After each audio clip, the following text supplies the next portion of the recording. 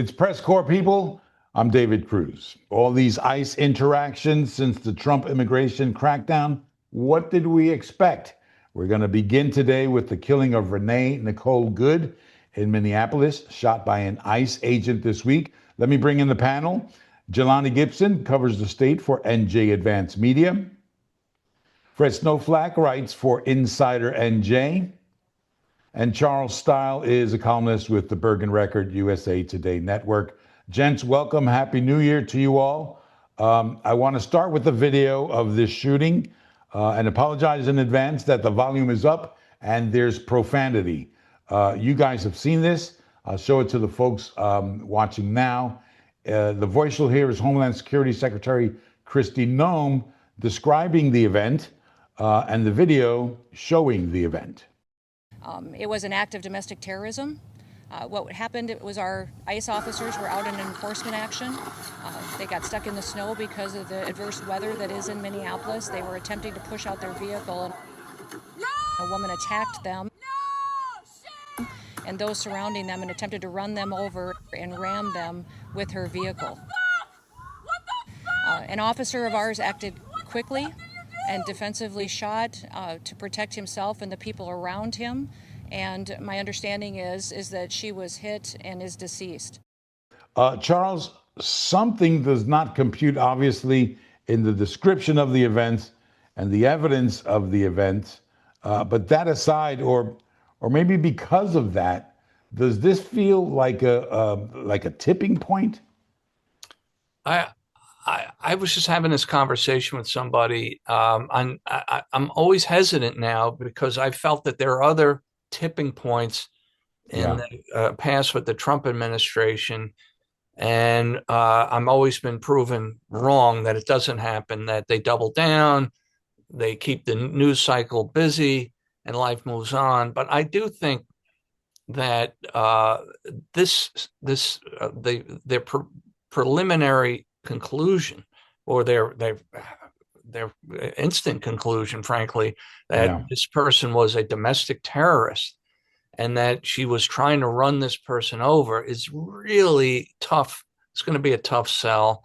And right now we do have a split screen America. You have the Trump people online finding ways to say it's justified, and then the anti-Trump forces saying it's clearly, the woman was clearly, it was an unjustified shooting. I think it's going to be a tough sell, really looking at that video over and over again to reach that conclusion that this person was really in danger, that his life was in danger. Yeah. And it's going to, so tipping point, I don't know, but tough sell for the Trump people? Yes. Jelani, if the Minneapolis police are criticizing ICE officers, you know that that's something.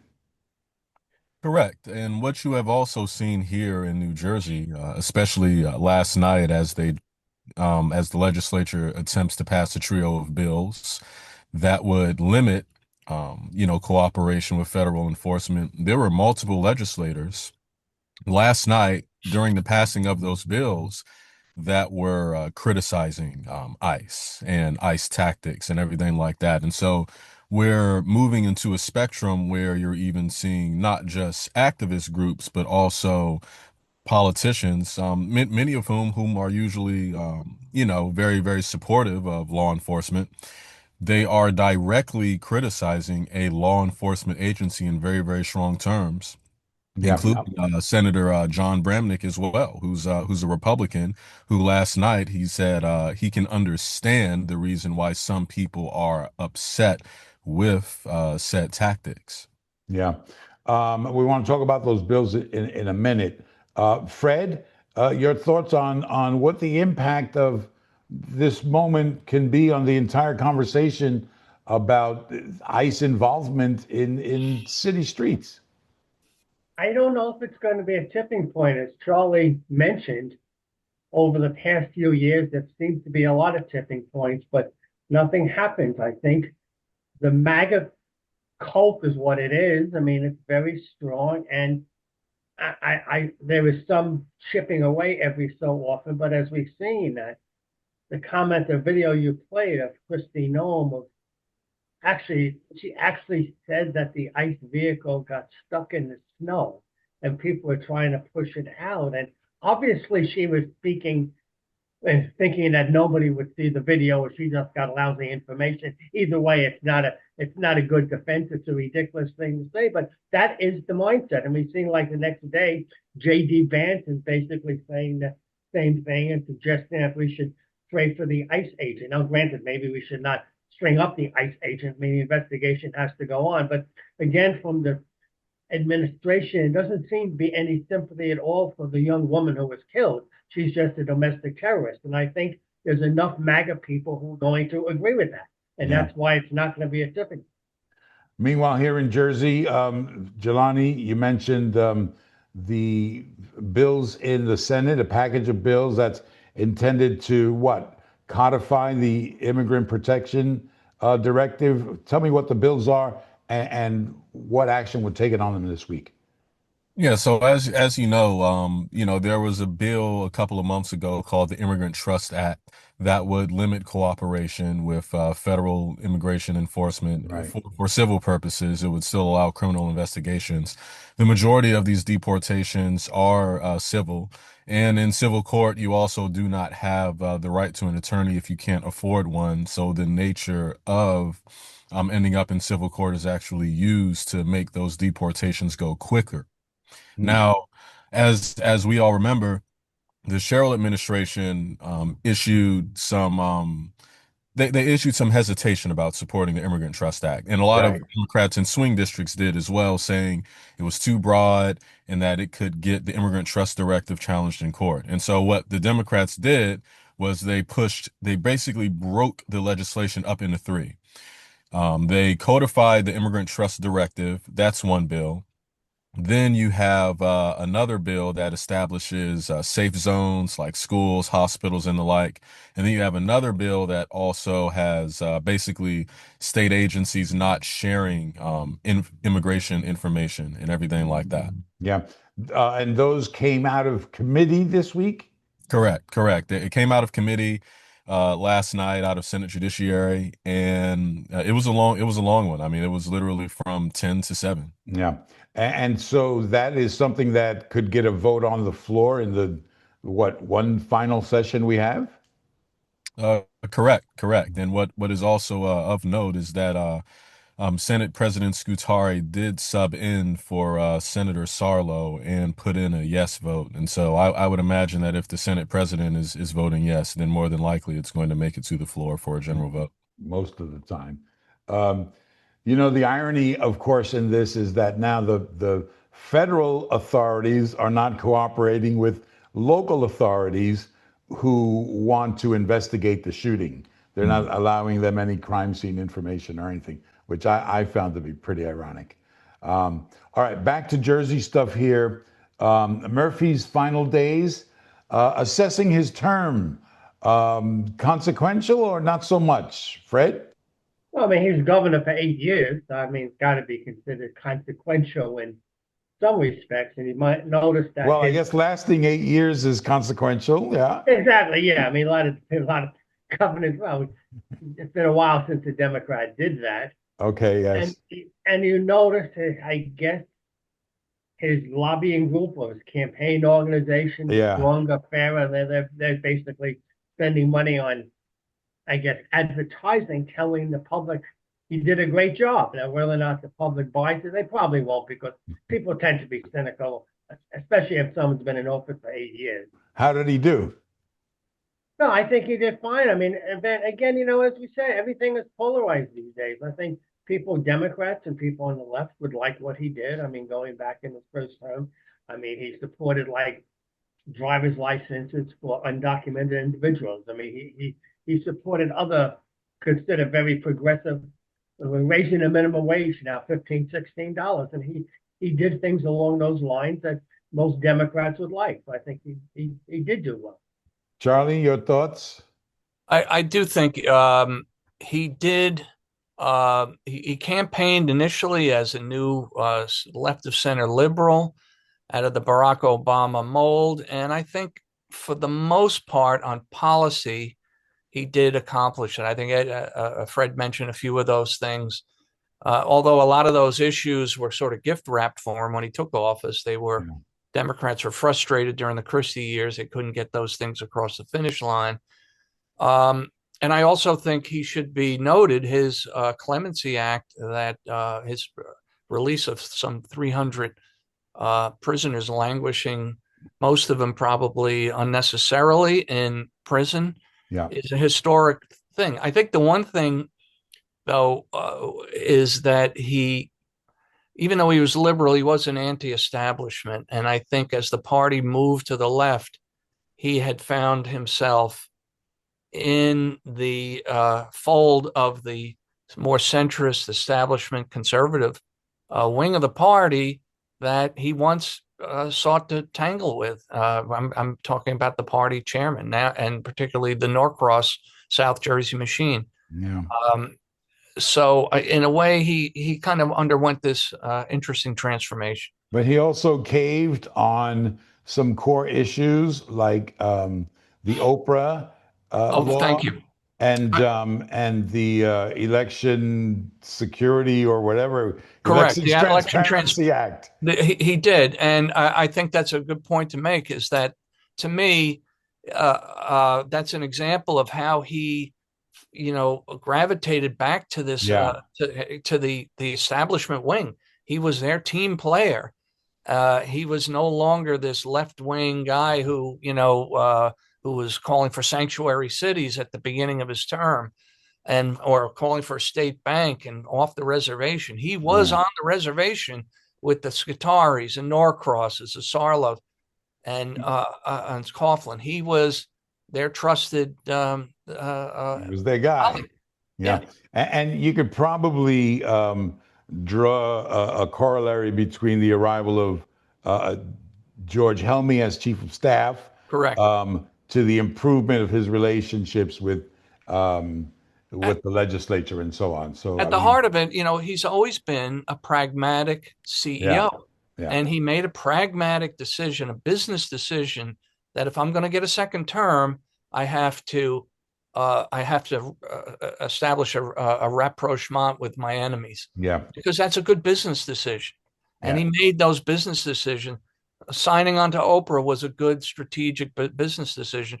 They came to his aid trying to get his wife pushed through on the old system. The old system collapsed. And in a way, he becomes an inadvertent catalyst for reform. He didn't come in here seeking to take down the line, but he eventually caused it. Yeah, he can say it happened on his watch. Jelani, I remember one of your first interactions with Murphy, that I saw anyway, was at a press gaggle. You annoyed him with incessant follow-ups. How has that relationship been? I mean, the relationship with the Murphy press office, I would say we have improved our communication toward, one another. In the end, the Murphy administration is going to be defined by not just what they did in the beginning, but also by what they did in the end.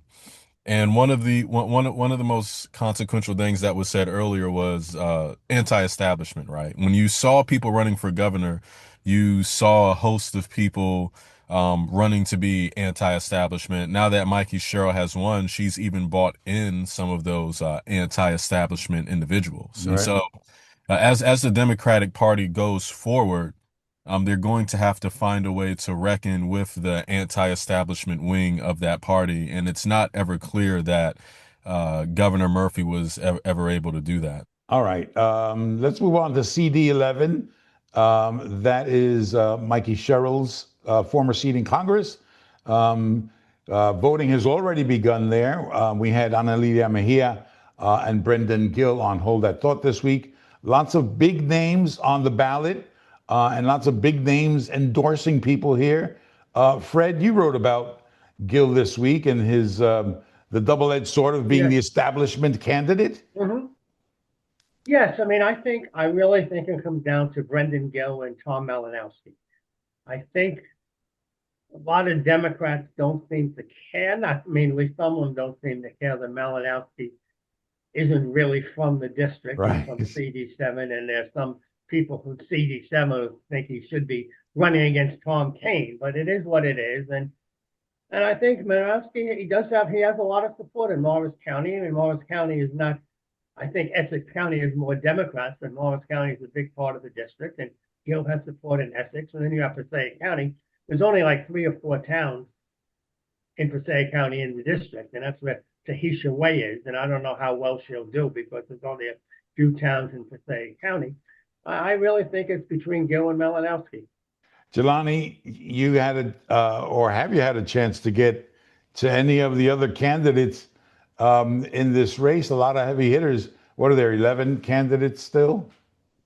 Yeah, I Yeah. mean, this is looking like the governor's race all over again, right? Right. But I mean, this was also one of the promises of getting rid of the line, is that you would see more competition, you would see more candidates. Is Tom Malinowski and Brendan Gill, are they the favorites? They are. But I would also be remiss if I didn't mention what just happened in New York. Zohran Mamdani was not on anybody's radar until he was, and that caught a lot of people off guard, including a lot of reporters. And so I know that they're the favorites, but I'm going to wait and see until those votes come in. Charlie, Ana Lilia Mejia has shown some moxie, and the progressive wing of the party, as it were, seems to be backing her. But it's tough to go against the money and the establishment that Malinowski and Gill have going for them. Yes, I think that I think the challenge for her is that Malinowski and to a lesser extent Gill have some relationships with the left side of the party. Yeah. And for example, Sheena Collum, the mayor of Maplewood, which is probably the most left-wing suburban town in New Jersey, went with Malinowski. So I think Malinowski has, even though is not from the district, he has a left of center alignment with a lot of the suburban voters who supported Mikie Sherrill out there in Morris and Western Essex. So it's going to be, I agree with Fred. I think it's down to those two. I think Annalila is trying to capture lightning in a bottle, that progressive fever that's out there. I just think it's been distributed through too many candidates. And Yeah. I think Right. Malinowski has a piece of it. Too many I straws in don't that know how milkshake. many true progressives. I mean, Morris County has become more competitive of late. There's more Democrats being elected, but I mean, I don't think Parsippany is Greenwich Village. I mean, I don't know how many really Right. true left wingers are there that Mejia is trying to appeal to. Yeah, and I mean, 11 candidates and no line, so it's kind of like anything can happen. But it's not a great year to be part of the establishment this year, particularly. But who knows where those anti-establishment votes get distributed when you've got a field of 11 people. On the Republican side, not in this district, but statewide, Republicans elected Christine Hanlon as their chairperson this week. Who cares, Fred? Or is this the change that the party needs? Well, I guess maybe some loyal Republicans care. I mean, I don't really know how much the chairwoman or chairman really means in terms of the party as a whole, or in terms of average voters. I mean, average voters probably have no idea who the Democratic chair is, and maybe they don't even care. But I mean, it was kind of a spirited battle. I mean, it got nasty. We had Steve Lonigan was in the race. He runs for everything. The only thing he got elected to was like Mayor of Vigoda like 20 years ago, and Rosemary Becky was in the race. She ran for Congress a few years ago against Mikie and CD11, and she was attacked by sort of like the Lonigan forces and also people on the far right, the MAGA crew. Yeah, so I guess Christine Hanlon won, so we'll see how this turns out. Yeah, can I just add real quickly? I think it's interesting that she's comes from the sort of right of center, more moderate wing of the Republican Party, and they pick her after the debacle in November when Trump and his forces were roundly, um, smacked down. I think Yeah. it was a bad day for the MAGA and the hard conservative right, and I think coalescing around her is a signal that maybe the party got the memo and is ready to move back to the middle. Yeah, Yes. and I would also add that that also seems to be in line with what's happening in Washington, D.C. As well, right? There's more GOP Republicans that are pushing back against the Trump administration on certain things, like healthcare subsidies and stuff like that. And so, I think the magic question of the day is, what is the GOP going to be after the Trump administration? Yeah. All right. Looking ahead, Mikie Sherrill's first 100 days. They are almost upon us. January 20th is Inauguration Day. What can you predict going into 2026 that might be of interest to some viewers? Fred, something going to happen in 26 that people are going to go, oh, snap. Well, let's see what happens on day one when she says she's going to freeze electric rates. Let's see. I mean, if that's going to be, I assume she kind of has to do it because she said it numerous times. Will that be challenged in court? Will that really mean anything? I mean, one of the things that Jack Ciattarelli did say during the campaign that made some sense, electric rates are high, so why freeze them when they're high? How about bringing them down? But I mean, I guess maybe freezing them might be the first step. Well, let's see how that unfolds. Charlie? Well, I think a couple of things. One is the incident in Minneapolis it has to put all the detention centers around the country and the controversy surrounding them back on the map. So I'd like to see. I'm sure we'll all be out at Delaney Hall again at some point. I just feel it in my bones on this one, and it's really going to come down to a question of how she's going to really handle the Trump administration in this fight. I mean, I'm very curious to see. Murphy took a tact of diplomacy and sort of never came out there really, really swinging. Yeah. So I'm kind of curious how she's going to do it. And I also think the reform at the state police and who she picks for that position is going to be kind of crucial for the superintendent job. Yeah. Did you not also have a piece, Charlie, on candidates to watch in 26?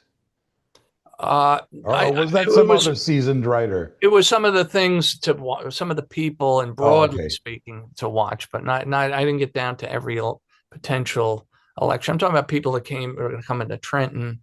We're going to be on everybody from Alina Habba as a potential candidate against Cory Booker to newcomers to Trenton like Marissa Sweeney from the 25th district in Morris County. I think is going to be a very interesting, dynamic newcomer. Jelani, I know weed used to be your beat at NJ Advance and still is, I think, to a certain extent. Nothing seems to be happening on that front, or am I missing something? Well, there was actually a bill that's in lame duck right now that would essentially allow the state police to go after unlicensed weed shops, but it would also it also has some very interesting carve outs for loosening up rules on whether or not politicians can have certain types of connections or interests to cannabis companies. And so that needs to be that there needs to be a look at that. What I have seen within the cannabis industry is that more legislation has been passed that allows politicians to get closer and closer to cannabis companies. But none of the stuff like that was being talked about. I think it was Scutari or somebody who said that maybe it was time to get rid of the Cannabis Regulatory Commission. Has that talk stopped now? Well, that talk has stopped, but the reason why that talk has stopped is because Senate President Scutari has managed to fill the commission with, his allies. Yeah. So with reliable votes. Yeah, and so All right. Sounds very New Jersey on New Jersey. What? All right, as we look ahead one more time, what is the one big challenge facing Mikie Sherrill? Let's start with you, Chaz. You said how she's going to fight with Trump, but what are the challenges that she's going to face domestically, as in Jersey? Well, I think we should look at the very always dry issue of the state budget, but Yeah, Stay NJ is going to be in a very expensive program. Checks are already starting to come out. I have to admit, I got my senior freeze check, and the anchor checks are coming out, and we're going to still haven't seen the stay portion of this been distributed. right. This is going to be an expensive and extremely popular program, and I think the challenge of managing a budget with that, it's going to evolve into and calcify into a fixture that nobody wants to touch. And I think there's a potential of really hamstringing our ability to make ends meet. Yeah, Jelani, is it going to be the economy, stupid? Well, it's always the economy. She ran on affordability. That was Yeah, the premise of the campaign. And as you see, Democrats across the country now, affordability is in almost every single Democratic campaign all across the country. When it comes to the budget, our surplus, right? Our surplus is expected to be depleted in a couple yeah, of years, essentially. yeah, Gone. Yeah. So, yeah, so seeing whether or not we even have a surplus, or how essentially the office is going to navigate the fact that we are currently on track to not have a surplus, that's going to be a thing. But it's also worth mentioning, she did mention more transparency in the budget process. A lot of the progressive groups have gotten on to Trenton about that. And so I know a lot of cynical reporters are like, that's never going to happen. But I would be interested to see if we are going to get a budget a couple of days before, right.